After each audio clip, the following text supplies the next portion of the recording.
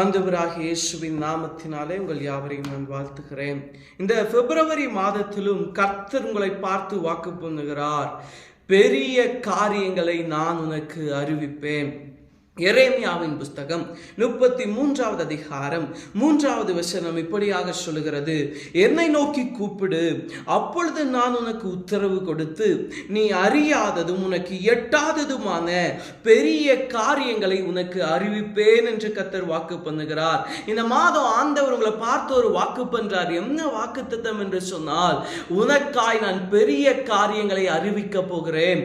இந்த மாதத்தில் நிறைய பெரிய காரியங்களை ஆண்டவர் உங்களுக்கு அறிவிக்க போகிறார். பிரதர், என்ன பெரிய காரியம் இருக்கிறது? அப்படி ஒரு பெரிய காரியம் எங்க வாழ்க்கையில இல்லையே என்று கலங்கி இந்த சத்தத்தை கேட்பீர்களானால் ஆண்டவர் சொல்லுகிறார், என் மகனே, என் மகளே, நிச்சயமா இந்த மாதத்திலே நான் உனக்காய் பெரிய காரியங்களை அறிவிப்பேன் என்று கர்த்தர் வாக்கு பண்ணுகிறார். இந்த வேளையில கூட ஆண்டவர் பெரிய காரியத்தை அறிவித்த ஒரு 2 சம்பவங்களை வேதத்திலிருந்து நம்ம வாசிக்கலாம். ஆதியாகமத்தின் புஸ்தகம் 43வது அதிகாரத்தில் 1லிருந்து 4வது வசனம் வரைக்கும் நான் உங்களுக்காய் வாசிக்கிறேன். தேசத்திலே பஞ்சம் கொடியதாயிருந்தது. எகிப்திலிருந்து அவர்கள் கொண்டு வந்த தானியம் செலவழிந்த போது அவர்கள் தகப்பன் அவர்களை நோக்கி, நீங்கள் திரும்ப போய் நமக்கு கொஞ்சம் தானியம் வாங்கி கொண்டு வாருங்கள் என்றான். அதற்கு யூதா, உங்கள் சகோதரன் உங்களோட வராவிட்டால் நீங்கள் என் முகத்தை காண்பதில்லை என்று அந்த மனிதன் எங்களுக்கு சத்தியமாய் சொன்னான். தேவ பிள்ளைகளே, இந்த மாசம் கர்த்தர் வாக்கு பண்ணிட்டாரு, என்னை நோக்கி கூப்பிடு, நீ அறியாதது உனக்கு எட்டாததுமான பெரிய காரியத்தை நான் உனக்கு செய்வேன்னு வாக்கு பண்ணிட்டாரு. இந்த சமயத்துல ஆண்டவர் முதலாவது என்னோடு பேசின ஒரு காரியம், ஆதியாகமத்தின் புஸ்தகத்துல தேசத்துல பஞ்சம் கொடுமையா இருக்குது. அதாவது பாத்தீங்கன்னா பயங்கரமான பஞ்சத்துல தேசம் பாதிக்கப்பட்டிருக்கிறது. அந்த வேளையில ஒரு குடும்பம் அந்த தேசத்துல தங்கி இருக்கிறது. அது யாருடைய குடும்பம் என்று சொன்னால், நாம் அறிந்திருக்கிற இஸ்ரவேல் என்று சொல்லப்படுகிற யாக்கோபினுடைய குடும்பம். அந்த குடும்பத்துக்கு அந்த பஞ்சத்துல வாழுவதற்கு நம்பிக்கையற்று போன ஒரு சூழ்நிலையில எப்படியாச்சும் நம்ம சாப்பிட்றதுக்கு கொஞ்சம் தானியம் வேணும்னா எங்க தான் நம்ம போய் ஆகணும்னா எகிப்துக்கு தான் போய் ஆகணும். எகிப்துல இருந்து ஏதாவது கொஞ்சம் தானியத்தை வாங்கிட்டு வந்தா அதை நம்ம சாப்பிட்டா ஏதோ நம்ம ஜீவனை காப்பாத்தி கொள்ளலாம் அப்படிங்கிற ஒரு நம்பிக்கையில இஸ்ரவேல் என்று சொல்லப்படுகிற யாக்கோபு என்ன பண்றாருன்னு சொன்னா, தம் பிள்ளைகளை ஃபர்ஸ்ட் அழைக்கிறார், கூப்பிட்டு சொல்றாரு, நீங்க போங்க எகிப்து தேசத்துக்கு போய் தானியத்தை வாங்கிட்டு வாங்க அப்படின்னு சொன்னோன்னா, முதல் விஷயம் போயிட்டு திரும்பி வரும்போது அந்த இடத்துல இருந்த ஒரு அதிபதி, அதாவது இவருடைய சகோதரனாகிய யோசேப்பு என்ன சொல்றானா, அடுத்த முறை நீங்க வரும்போது உங்களுடைய சகோதரனை இளையவனை நீங்க கண்டிப்பா கூப்பிட்டு வரணும் அப்படின்னு சொல்லிட்டு யோசேப்பு கட்டளை இட்டுட்டான். அந்த கட்டளைனால இப்ப இந்த சகோதரர்கள் திரும்ப எகிப்துக்கு போய் தானியத்தை கொல்றதுக்கு பயப்படுறாங்க. தானியத்தை வாங்கிறதுக்கு எகிப்து தேசத்துக்கு போறதுக்கு ஒரு பெரிய பயம். இன்னொரு பக்கம் தானியம் வாங்கலைன்னா நம்மளால இங்க உயிரோடையும் இருக்க முடியாது. தானியம் வாங்காம இருந்தா கண்டிப்பா ஜீவன் பிழைக்கிறது கஷ்டம். இங்க ஒரு பெரிய பஞ்சத்தின் நடுவுல இருக்கிறோம், சாப்பாட்டுக்கே வழி இல்லை. சோ ஏதோ ஒரு வகையில தானியத்தை வாங்கிட்டு வந்தாதான் உயிர் பிழைக்க முடியும். ஆனா தானியத்தை வாங்க போறதுக்கு என்ன இருக்குன்னா ஒரு பெரிய பயம், பெரிய ஒரு கலக்கம். அப்படிப்பட்ட சூழ்நிலையில இவங்க தகப்பன் இடத்துல சொல்றாங்க, நீங்க உங்க பிள்ளையும் அனுப்புங்க, நான் போய் அந்த தானியத்தை வாங்கிட்டு வந்துடுறேன்னு சொல்லிட்டு இளைய சகோதரனை அழைத்து கொண்டு கடந்து போறாங்க. இவங்களை இஸ்ரவேல் அழைத்து அனுப்புனதுக்கு அப்புறம் இஸ்ரவேலுடைய மனநிலையை நம்ம கொஞ்சம் யோசிச்சு பார்க்கணும். ஏற்கனவே ஒரு பிள்ளைய இவங்க கூட அமிச்சு நம்ம இவங்களை பார்க்கறதுக்கு அமிச்சு அவன் மரித்து போயிட்டான்னு சொல்லி ஒரு செய்தி நம்ம கிட்ட வந்துருச்சு. ஏற்கனவே ஒரு செய்தி, எப்படிப்பட்ட செய்தி வந்துச்சுன்னா, யோசேப்பு செத்து அப்படிங்கிற ஒரு செய்தியை, ஏற்கனவே அப்படி ஒரு துக்கத்தை இவங்களை நம்பி இவங்களை பார்க்கிறதுக்கு அமிச்ச போது நான் கேள்விப்பட்டேன், இப்ப என்னுடைய இளைய குமாரன் இன்னொருத்தனையும் இவர்களோடு கூட நான் அனுப்புறேன், நான் என்ன செய்ய போறேன் அப்படிங்கிற ஒரு பயத்தோடு ஒரு தகப்பன் காணப்படுகிறார். ஒரு பக்கம் பஞ்சம், இன்னொரு பக்கம் தன் குமாரனை குறித்த பயம்.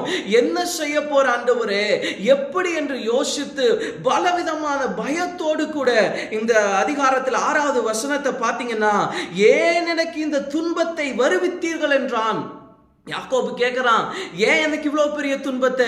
நீங்க இன்னொரு சகோதரன் இருக்கிறான்னு நீங்க ஏன் சொன்னீங்க? நீங்க சொல்லாம இருந்திருக்கலாமே. அங்க இருக்கிற அதிபதி கிட்ட இல்ல அதிகாரிட்ட நீங்க போய் உங்களுக்கு இன்னொரு சகோதரன் இருக்கிறான்னு உங்களை யாரு சொல்ல சொன்னா? நீங்க ஏன் என்னுடைய ஜீவனுக்கு இன்னொரு துன்பத்தை வரவிக்கிறீங்க? சோ யாக்கோபுடைய இருதயம் பயங்கரமான கடினத்துக்குள்ள கடந்து போனா கூட, ஆனா யாக்கோபுக்கு வேற வழி தெரியல. எப்படி சாப்பிடணும்னாலும் அங்க போய் தானியத்தை கொண்டு வந்தா மட்டும்தான் சாப்பிட முடியும், வேற வழியே இல்லைன்னு சொல்லி யாக்கோபு கடைசியில ஒரு கட்டத்துல அவர்களை அனுப்பி விடுகிறான். அனுப்பிவிட்ட யாக்கோபு இங்கு துக்கத்தோடு காணப்படுகிறான், ஒரு விதமான பயத்தோடு காணப்படுகிறான். ஒரு கலக்கம் யாக்கோபுடைய வாழ்க்கையில. ஒருவேளை நீங்களும் கூட அப்படி இருக்கிறீங்களா? பிரதர், நான் ஒன்னு செஞ்சு கொண்டு இருக்கிறேன், நான் செய்கிற காரியத்தை குறித்து எனக்கு பயமா இருக்கு, நான் செய்கிற காரியத்தை குறித்து நான் வேதனைப்படுறேன். நீங்க பயப்படாதீங்க, கர்த்தர் அதில் ஒரு அறியாத பெரிய காரியத்தை செய்வார்.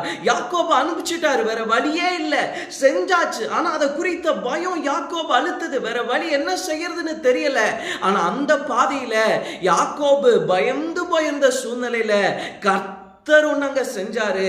வாசிக்கல் ஆதியாகமத்தின் புஸ்தகம் 46வது அதிகாரத்துல 26வது வசனம். யோசேப்பு உயிரோடு இருக்கிறான், அவன் எகிப்து தேசத்துக்கெல்லாம் அதிபதியா இருக்கிறான் என்று அவனுக்கு அறிவித்தார்கள்.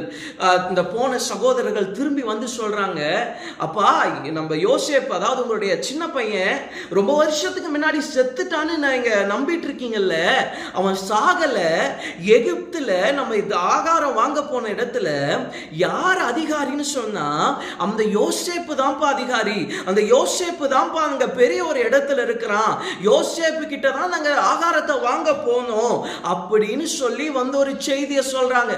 அப்படி ஒரு பெரிய செய்தி. யாக்கோபு எதை மட்டும்தான் தேடி அனுப்பிச்சாருன்னா ஆகாரத்தை தேடி அனுப்பிச்சாரு, ஜீவன் பிழைக்கிறதுக்காக அனுப்பிச்சாரு. ஆனா யாக்கோபுடைய வாழ்க்கையில தேவன் அவன் அறியாத ஒரு காரியத்தை, அவனுடைய அறிவுக்கு அறிந்து கொள்ள முடியாத ஒரு காரியத்தை தேவன் அவன் வாழ்விலே அறிவித்தார். இந்த மாதம் ஒருவேளை தேவ பிள்ளைகளே, நீங்க ஒருவேளை பிரதர் நான் இதை செய்ய போனேன், நான் செய்ய போகிற நோக்கம் உண்டு, ஆனா இந்த காரியத்துல வேறொரு சூழ்நிலையினால என்னால் அதை செய்ய முடியாம நான் பயந்து போய் காணப்படுகிறேன், நான் செய்ய முற்படுகிற காரியத்துல அவனுடைய நோக்கத்தை நிறைவேற்ற முடியாம இன்னைக்கு நான் பயந்து போய் கலங்கி போய் காணப்படுகிறேன். உங்களை பார்த்து கர்த்தர் சொல்லுகிறார், நீ அறியாத ஒரு பெரிய காரியத்தை நான் உனக்கு அறிவிப்பேன். யாக்கோபுடைய வாழ்க்கையில கர்த்தர் அறிவிச்சார். அவன் போனது எதுக்கு? நான் ஜீவனை பழைக்கிறதுக்காக. கொஞ்சம் ஆகாரம் கிடைச்சா போதும், கொஞ்சம் தானியம் கிடைச்சா போதும், அந்த தானியத்தை வச்சு வாழ்ந்துடலாம், எப்படியாவது நம்ம வாழ்ந்து கொஞ்சமாவது ஜெயிச்சிடலாம்னு நினைச்ச யாக்கோபுடைய வாழ்க்கையில, ஜீவன் பிழைக்க நினைச்ச யாக்கோபுடைய வாழ்க்கையில செத்து போனதாக சொல்லப்பட்ட, செத்து போனதாக நம்பின ஒரு பிள்ளை இன்னும் உயிரோடு இருக்கிறான் என்று சொல்லி ஒரு பெரிய காரியம், அறியாத காரியம் அறிவிக்கப்பட்டது. முதலாவது தேவ பிள்ளைகளே, ஆண்டவர் அறியாத ஒரு பெரிய காரியத்தை யாக்கோபுடைய வாழ்க்கையில அறிவிச்சார். இந்த மாதம் கர்த்தர் நீங்க அறியாத பெரிய காரியங்கள் உங்களுக்கு அறிவிக்க போறார். இதுவரைக்கும் உங்களுக்கு தெரியாம இருந்திருக்கலாம், இதுவரைக்கும் உங்க ஆசீர்வாதங்கள் எங்க இருந்துச்சுன்னு தெரியாம இருந்திருக்கலாம், உங்க நன்மைகள் எங்க இருந்துச்சுன்னு தெரியாம இருக்கலாம். ஆனா கர்த்தர் சொல்றாரு, இந்த மாசம் உனக்கு நீ தெரியலன்னு கவலைப்படுறல்ல, என் ஆசீர்வாதம் எங்க இருக்குன்னு தெரியல, என் நன்மை எங்க இருக்குன்னு தெரியல, என்னுடைய உயர்வு எங்க மறைஞ்சிருக்குன்னு தெரியல, எனக்கு நியாயமா வர வேண்டிய ஆசீர்வாதங்கள் எல்லாம் எங்க புதைந்து இருக்குன்னு தெரியல, நான் அறியாமையில கவலைப்படுறேன்னு சொல்றீங்கல்ல, கர்த்தர் உங்களை பார்த்து சொல்றாரு, நீ அறியாம கஷ்டப்படுறேலப்பா, அந்த அறியாத பெரிய காரியத்தை நான் உனக்காய் அறிவிக்கிறேன், நான் உனக்காய் சொல்லுகிறேன். இந்த மாதம் நான் உனக்கு அதை சொல்லி அவைகளை நிறைவேற்றுவேன் என்று கர்த்தர் வாக்கு பண்ணுகிறார். நிறைய சமயம் இன்னைக்கு நிறைய பேர் அறியாமையில் நிறைய விஷயத்தை மிஸ் பண்ணி தேடிட்டு இருக்கிறாங்க. இந்த விஷயம் எங்கே போச்சோ, இதை எங்கே தொலைச்சோமோ, இதை எங்கே மிஸ் பண்ணமோ, எங்கே ஒளிஞ்சிருக்கோ இன்னைக்கு நிறைய பேருக்கு தெரியலைங்க. நிறைய பேர் எதை தான் தேடுறாங்கன்னா, நம்ம இந்த விஷயத்தை, இந்த காரியத்தை எங்கே மிஸ் பண்ணோம், எங்கே விட்டுட்டு வந்தோம். நிறைய பேர் நிறைய விஷயத்தை தொலைச்சிட்டு தேடிக்கிட்டு இருக்கிறாங்க.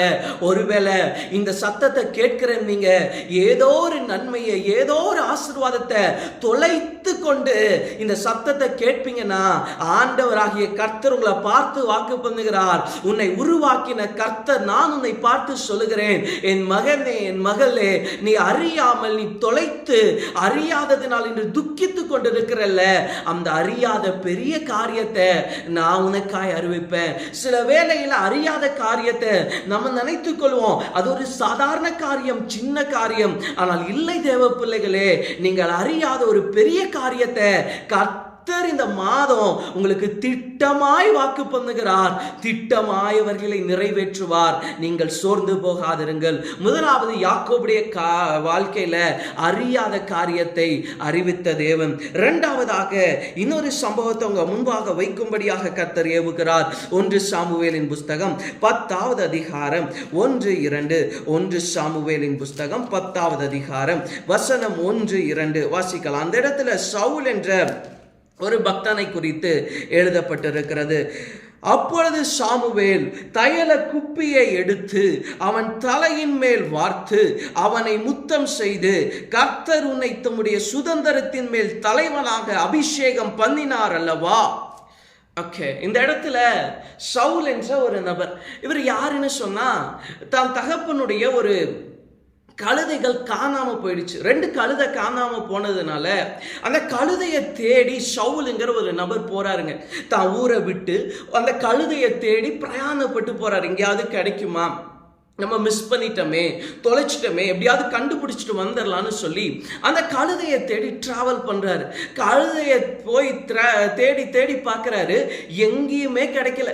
எங்கேயுமே கழுதை கிடைக்காம என்ன பண்றாரு, அந்த இடத்துல ஒரு தீர்க்கதரிசி இருக்கிறாரு, அவர்கிட்ட போனோம்னா அவர் தீர்க்கமா சொல்லிடுவார். கர்த்தருடைய தீர்க்கதரிசி அவர் எங்க என்ன இருக்குன்னு தெளிவா சொல்லிடுவாருங்கிற ஒரு நம்பிக்கையில அங்க ஒரு தீர்க்கதரிசியாகிய சாமுவேலை தேடி போறார்.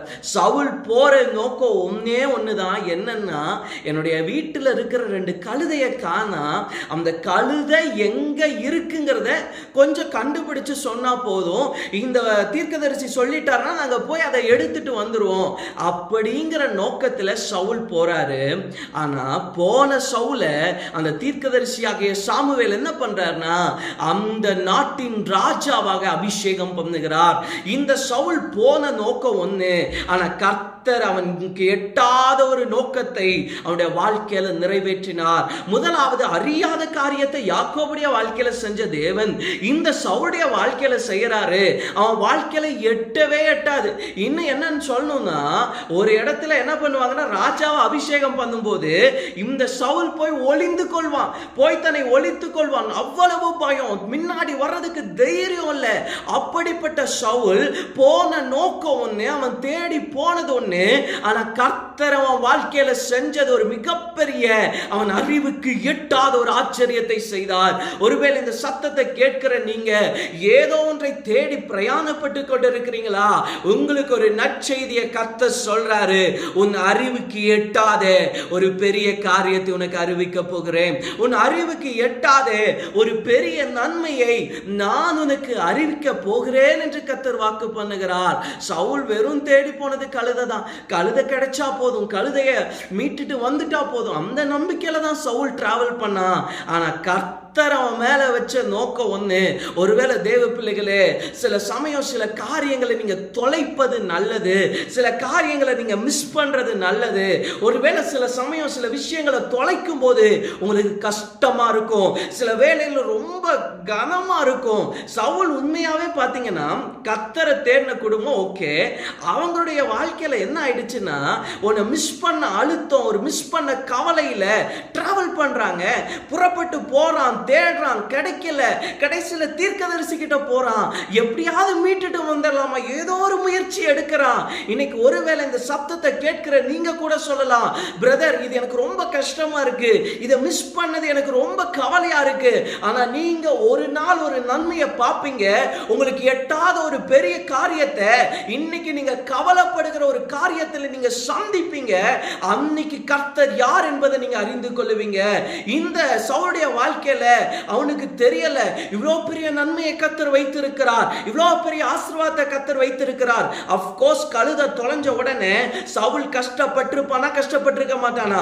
கண்டிப்பா நான் நம்புறேன் அவன் பெரிய மனதளவுல கஷ்டப்பட்டிருக்கலாம். ஐயோ மிஸ் பண்ணிட்டோமே, எங்க கண்டுபிடிக்க போறோம், எங்க பார்க்க போறோம், இந்த கழுதை எங்க கிடைக்க போகுது, இதை நம்ம எந்த இடத்துல பெற்றுக்கொள்ள போகிறோம் அப்படி நிறைய முறை அவன் கவலைப்பட்டிருக்கலாம்.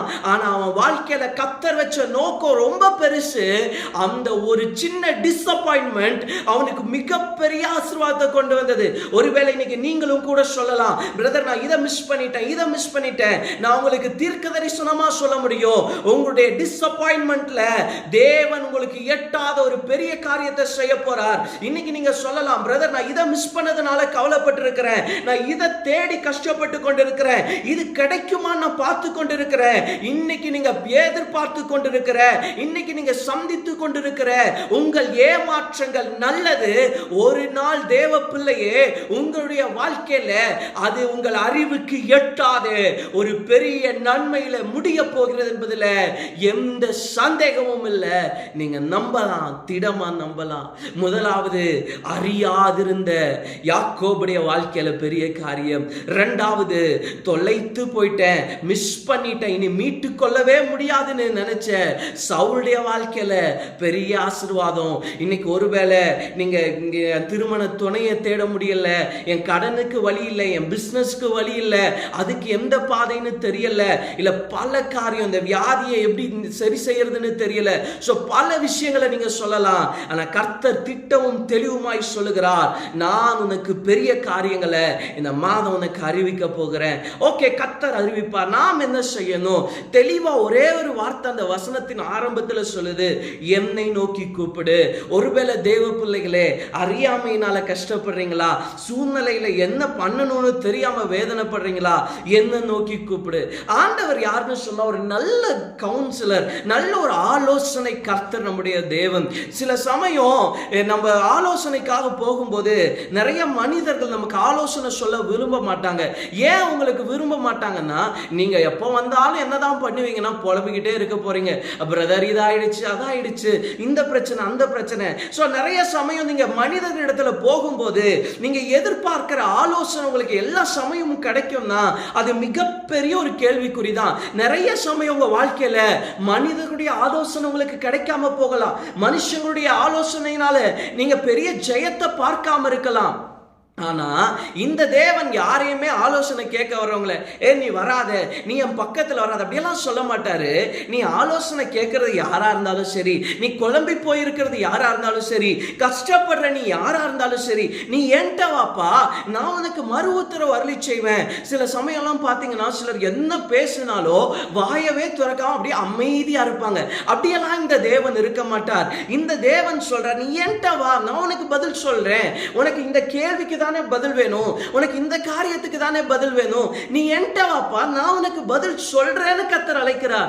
இன்னைக்கு ஒருவேளை எனக்கு இந்த காரியத்துக்கு யார் பதில் செய்வா, எனக்கு இந்த காரியத்துல யார் ஒரு பெரிய ரிப்ளையை தருவா, இதுக்கு யாராவது பதில் செய்ய முடியுமான்னு இந்த சத்தத்தை கேட்பீங்கன்னா உங்களுக்கு நான் ஒரு நல்ல இடத்தை காட்டுறேன்.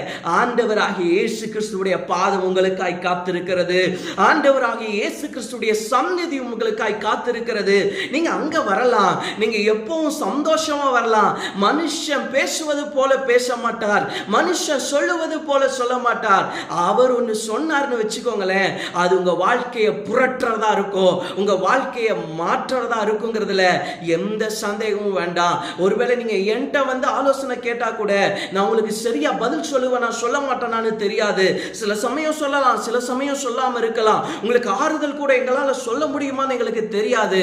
ஆனா தேவ பிள்ளைகளே, இன்னைக்கு நீங்க கஷ்டப்படுறது உண்மை, இன்னைக்கு நீங்க கடந்து போற பாதை உண்மை, இன்னைக்கு நீங்க பயந்து இருக்கிறது உண்மை, இன்னைக்கு நீங்க இந்த கேள்விக்கு பதில் வேணும்னு ஆசைப்படுறது உண்மை. ஆனா நீங்க தேடுற இடம் தான் தப்பு, நீங்க எதிர்பார்த்து நிக்கிற இடம் தான் தப்பு. இன்னைக்கு நிறைய பேர் ஆசீர்வாதத்துக்கு எங்க போய் நிக்கிறாங்கன்னா, எதுல சோர்ஸ் இருக்குதோ, எதுல நம்பிக்கை இருக்குதோ அங்க போய் நிக்கிறோம். ஆனா இல்ல தேவ பிள்ளைகளே, உங்களுக்கு நம்பிக்கை இல்லாத, ஆதாரம் இல்லாத பல இடங்கள்ல நீங்க போய் போராடி கொண்டிருக்கலாம். அது உங்க நம்பிக்கையா நீங்க நம்பலாம். ஆனா உண்மையாவே அங்க உங்களுக்கு ஆசீர்வாதம் இருக்காது. உண்மையாவே அங்க உங்களுக்கு நன்மை இருக்காது. ஆனா நீங்க என்னதான் நம்பிட்டு இருப்பீங்கன்னா, இந்த இடம் தான் எனக்கு ஆசீர்வாதம், இந்த இடம் தான் எனக்கு நன்மை அப்படி நீங்க நம்பிட்டு இருப்பீங்க. ஆனா உங்களுக்கு ஒரு பாதத்தை நான் காட்டுறேன். ஆண்டவராகிய இயேசு கிறிஸ்துவுடைய பாதத்தை பிடித்துக் கொள்ளுங்க. உங்களுக்கு ஒரு பெரிய அற்புதம் நடக்கும், பெரிய அதிசயம் நடக்கும். சோ இந்த மாதம் கர்த்தர் தெளிவா வாக்கு பண்றாரு, நான் பெரிய காரியத்தை உனக்காய் அறிவிக்கிறேன். நீங்க நம்புனீங்கன்னா என் கூட சேர்ந்து ஜெபம் பண்ணுங்க. நீங்க செய்ய வேண்டியது ஒன்னே ஒண்ணு, ஆண்டவராக இயேசுவை கூப்பிடுங்க. அவர் உங்களுக்காய் வந்து பெரிய காரியத்தை செய்வார். அன்பின் தகப்பனே உம்மை துதிக்கிறேன். இந்த சத்தத்தை கேட்கிற உடைய பிள்ளைகளுக்காய் நான் ஜெபிக்கிறையா. தகப்பனே, எனக்கு இதுல யாரு சொல்லுவா, எனக்கு இதுல யாரு பதில் செய்வா, இதுல யாராவது ஒருத்தர் எனக்கு ரிப்ளை பண்ணுவாங்களா, இதுல யாராவது ஒருத்தர் எனக்கு பதில் சொல்லுவாங்களா அப்படின்னு இந்த பிப்ரவரி மாதத்தின் துவக்கத்திலேயே உடைய பிள்ளை கலங்கி போய் இந்த சத்தத்தை கேட்கும் போது, கர்த்தராகிய ஆண்டவர் உம்முடைய பிள்ளை இருக்கிற அதே அறைக்குள்ள கடந்து போய், மகளே மகனே நீ பயப்படாதே, நான் உனக்காய் பெரிய காரியத்தை அறிவிப்பேன். நீ அறியாததும் உனக்கு எட்டாததுமான பெரிய காரியத்தை நான் உனக்கு அறிவிப்பேன் என்று கர்த்தர் வாக்கு பண்ணுகிறார். உனக்கு தெரியாது, உனக்கு எந்த இடத்துல வலி இருக்குன்னு தெரியாது, உனக்கு எந்த இடத்துல ஜெயம் இருக்குன்னு தெரியாது. உன் வாழ்க்கை எனக்கு சமர்ப்பி மகனே, உன் வலிகளை எனக்கு ஒப்புவி, நான் அவைகளை வாய்க்க செய்வேன் என்று கர்த்தர் வாக்கு பண்ணுகிறார்.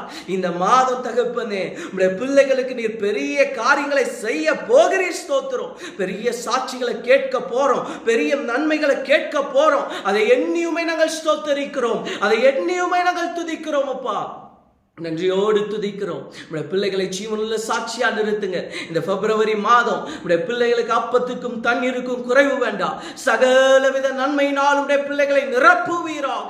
ஒரு குறைவில்லாமல் நடத்துங்க. ஆசீர்வதிக்கிறோம் ஆண்டவரே. கடந்த மாதம் முழுவதும் நீர் காத்ததற்காக உம்மை துதிக்கிறோம். இந்த மாதம் உடைய அனுக்கிரகம் கூட இருக்க போகிறபடியினால் உம்மை ஸ்தோத்தரிக்கிறோம். இயேசுவின் நாமத்தில் பிதாவே, ஆமென் ஆமென்.